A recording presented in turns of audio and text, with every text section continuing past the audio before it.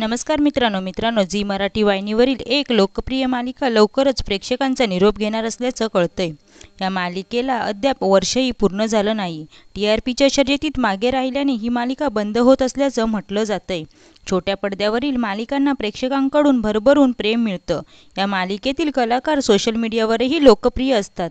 मात्र TRPच्या शर्यतीत काही मालिकांना तग धरून राहणं शक्य होत नाही, म्हणून या मालिकांना आपला गाशा गुंडाळावा लागतो।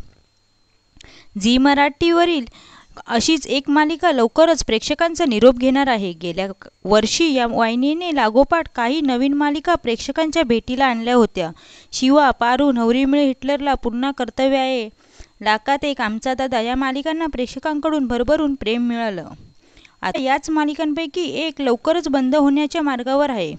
मिळालेल्या माहितीनुसार पुन्हा कर्तव्य आहे ही मालिका प्रेक्षकांचा निरोप घेणार आहे। या मालिकेचं शूटिंग अखेरच्या टप्प्यात आलं आहे। वर्ष पूर्ण करण्याआधीच ही मालिका बंद होत असल्याने चाहते नाराजी व्यक्त करत आहेत। या मालिकेत अक्षया हिंदळकर आणि अक्षय म्हात्रे यांनी मुख्य भूमिका साकारल्या आहेत।